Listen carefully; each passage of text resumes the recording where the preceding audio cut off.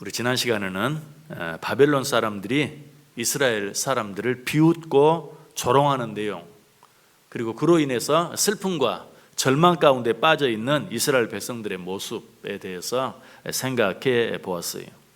그런데 오늘 본문에는 그런 이스라엘 백성들이 드디어 하나님을 향하여 하소연하는 그런 모습이 나오고 있어요. 자, 하나님께 하소연하는데 어떻게 하소연합니까? 7절 보세요. 여호와여, 예루살렘이 멸망하던 날을 기억하시고 에돔 자손을 치소서. 예루살렘이 멸망하던 날을 기억해달라. 예루살렘이 멸망하던 날이 어떤 날입니까? 바로 예루살렘 성이 멸망하던 날이죠. 그런데 누가 예루살렘 성을 멸망시켰습니까? 바로 에돔 사람들이었어요. 에돔 사람들은 에서의 후손입니다. 그런데 이스라엘 사람들은 누구의 후손입니까? 야곱의 후손이. 에서와 야곱은 어떤 관계죠? 형제 관계죠. 그런데 그 형 에서의 후손인 에돔 사람들이 동생 야곱의 후손인 이스라엘 사람들을 그렇게 괴롭혔어요. 형제 관계인데도, 혈통 관계인데도 얼마나 괴롭혔는지 몰라요. 단순히 괴롭힌 정도가 아니라 너무나 잔인하게 대했어요. 그들의 형제인 이스라엘 백성들에게 행한 일에 대해서는 아모스서에 리얼하게 잘 기록되어 있어요. 우리 한번 같이 읽어볼까요? 아모스 1장 11절 말씀 같이 읽겠습니다. 여호와께서 이와 같이 말씀하시되 에돔의 서너 가지 죄로 말미암아 내가 그 벌을 돌이키지 아니하리니 이는 그가 칼로 그의 형제를 쫓아가며 긍휼을 버리며 항상 맹렬히 화를 내며 분을 끝없이 품었음이니라. 아멘.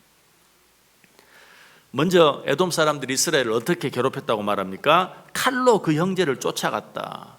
여기서 쫓아갔다는 말은 그냥 따라갔다는 말이 아니, 상대를 죽이기 위해서 쫓아갔다, 추격했다라는 그런 말이에요. 마치 사냥꾼이 사냥할 동물을 쫓는 것과 같이 쫓아가는 것, 그것을 말해요. 그처럼 에돔 사람들이 자기 형제 이스라엘을 괴롭혔다. 또 뭐라고 말합니까? 긍휼을 버렸다라고 말하고 있죠. 이 말은 눈꽃만큼도 동정을 하지 않았다. 눈꽃만큼도 불쌍히 여기지 않았다라는 말이.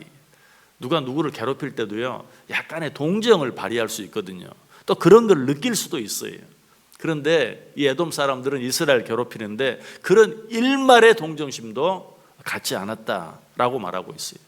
여러분, 쥐를 쫓을 때도 어떻게 쫓으라고 말합니까? 도망갈 구멍을 주고 쫓아라. 그렇지 않으면 그 쥐가 고양이를 문다. 그런데 그처럼 도망갈 구멍을 단 하나도 내놓지 않고 이스라엘 사람들을 괴롭혔고 쫓아갔다라고 말하고 있어요. 또 뭐라고 말하죠? 항상 맹렬히 화를 냈다. 여기서 화라는 단어가 참 재미있어요. 이 화라는 단어는 원래 콧구멍, 얼굴 이런 걸 뜻하는 것인데 그들이 얼마나 맹렬히 화를 냈든지 막 콧구멍이 벌렁거리고 얼굴이 찌그러질 정도로 화를 냈다라는 말을 그렇게 표현하고 있어요. 또 분을 끝없이 품었다. 이 말도 마음에 잠시도 분을 내려놓는 시간이 없이 항상 그들을 향해서 분을 품었다라고 말하고 있어요. 우리도 모르는 사이에 어떤 사람에 대해 분을 가지게 되는 경우들이 있죠. 그런데 에돔 사람들은 자기 형제인 이스라엘을 향해 나도 모르는 사이에 어쩔 수 없이 잠깐 그런 게 아니라 항상 계속해서 분을 품었다라고 말하고 있어요. 그것뿐만이 아니, 에돔 사람들이 이스라엘 백성들에게 행한 일에 대해서는 민수기에도 자세하게 기록되어 있고 사사기에도 리얼하게 잘 표현되어 있어요. 그런데 민수기에 있는 내용은 너무 길기 때문에 우리 읽지 않고 사사기에 있는 내용만 한번 같이 읽어보겠습니다. 사사기 11장 17절과 18절 말씀 같이 읽겠습니다. 이스라엘이 사자들을 에돔 왕에게 보내어 이르기를 청하건대 나를 내 땅 가운데로 지나게 하라 하였으나 에돔 왕이 이를 듣지 아니하였고 또 그와 같이 사람을 모압 왕에게도 보냈으나 그도 허락하지 아니하므로 이스라엘이 가데스에 머물렀더니 그 후에 광야를 지나 에돔 땅과 모압 땅을 돌아서 모압 땅의 해 뜨는 쪽으로 들어가 아르논 저쪽에 진쳤고 아르논은 모압의 경계이므로 모압 지역 안에는 들어가지 아니하였으며. 아멘. 이 말이 무슨 말이냐면 이스라엘 사람들이 애굽 땅에서 나와서 약속의 땅 가나안을 향해 가는 도중에 이 에돔 땅을 지나가지 아니하면 엄청나게 돌아가야 돼요. 그래서 에돔은 어떤 나라라고요? 형제 나라예요. 그래서 이스라엘 사람들이 말합니다. 우리로 하여금 당신들의 땅을 좀 지나가게 해달라. 우리가 당신들의 땅을 지나가면서 아무것도 손대지 않겠다. 여러분 생각해 보세요. 예전에 지금 광야 생활을 오랫동안 하고 있는 이스라엘 백성들이 그 땅을 지나가려고 하면 먹을 것도 필요하고 여러 가지 물도 필요하고 많은 것들이 필요하기 때문에 가다가 옆에 곡식이 있으면 고구마도 있으면 캐먹고 감자도 있으면 캐먹고 뭐 과일들이 열려 있으면 따먹고, 그런 피해가 막심하겠죠. 혹시라도 그런 것 때문에 길을 내주지 않을까 봐 길만 내주면 우리가 그 땅을 지나가면서 아무것도 손대지 않고 조용히 깨끗이 지나갈게, 제발 길만 좀 터둬라. 그렇게 하면 우리가 돌아가지 않고 빨리 갈 수 있겠다. 그런데 형제 나라라고 하는 이 에돔 사람들은 그 길을 터주지 않았어요. 그래서 할 수 없이 먼 길을 돌아가야만 했어요. 바로 이런 모습이 에돔 사람들의 모습이었어요. 지금 이스라엘 백성들은 이런 에돔 사람들을 생각하며 하나님께 하소연하고 있어요. 뭐라고? 7절에 있는 대로 여호와여 예루살렘이 멸망하던 날을 기억하시고 에돔 자손을 치소서. 그들의 말이 헐어버리라 헐어버리라 그 기초까지 헐어버리라 하였나이다. 실제로 에돔 사람들이 그러했어요. 그들이 예루살렘 성을 공격할 때 돌 하나도 남기지 않고 회파하라. 이 말이 헐어버리라 헐어버리라 헐어버리라 그 기초까지 헐어버리라 라는 말이, 하나도 남기지 않고 회파해라. 이스라엘 백성들은 이런 에돔 사람들을 어떻게 해달라고 하나님께 하소연하고 있어요. 그들이 행한 일을 기억하고 그들을 치소서라고 말하고 있어요. 근데 여기서만 끝나면 좋은데 그렇게 하지 않고 어떻게 합니까? 그들을 저주까지. 8절 9절 보세요. 멸망할 땅 바벨론아 내가 우리에게 행한 대로 내게 갚는 자는 복이 있으리로다. 내 어린 것들을 바위에 메어 치는 자는 복이 있으리로다.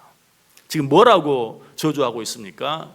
너희들이 우리를 괴롭힌 대로, 너희들이 우리에게 행한 대로 너희들에게 갚아줄 자가 있으면 그 사람들은 복된 사람이다. 이게 무슨 말이?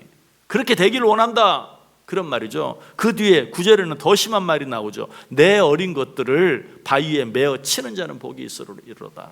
너희의 자녀들을 잡아서 바위에 그 머리를 치는 자. 여러분 이렇게 생각하면 돼요.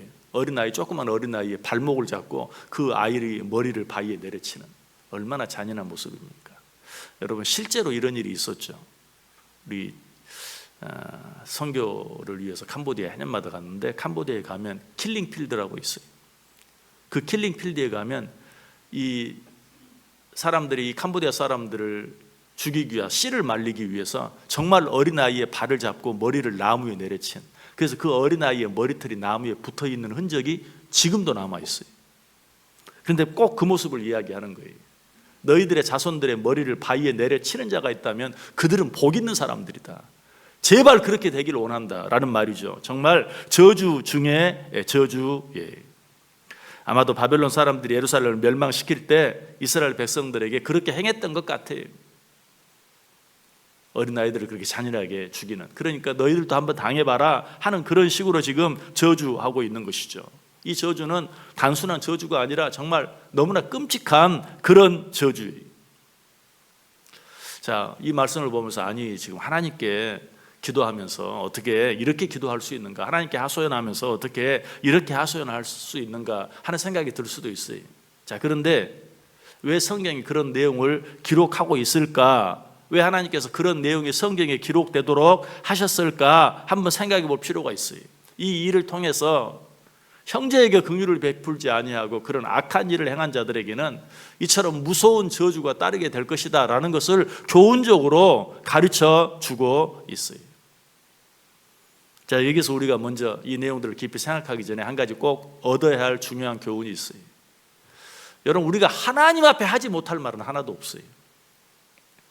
마치 자녀가 부모에게 하지 못할 말이 하나도 없는 것처럼, 여러분 우리는 사람들에게 말할 때는 조심해야 돼요.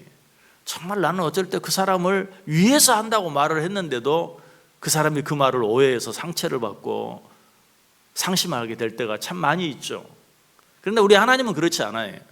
정말 우리 가운데 화가 나고 오늘 지금 이스라엘 사람들이 그러했던 것처럼 또 에돔 사람들이 이스라엘 사람들이 그랬던 것처럼 우리 마음속에 어떤 분이 있거나 화가 있거나 할 때는 그런 내용을 하나님께는 다 내놓아도 돼요.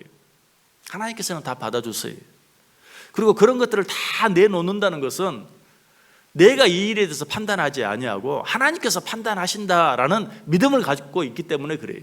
또 내가 뭐 이렇게 해주세요 저렇게 해주세요 나는 화가 나서 막 얘기한다 할지라도 하나님은 하나님께서 알아서 그 일을 행해 주신다는 사실을 믿은 그런 믿음이 있기 때문에 그렇게 하는 것이. 여러분 하나님께는 다 얘기하세요. 너무 심하게 얘기해도 괜찮아요. 하나님은 다 새겨들어요.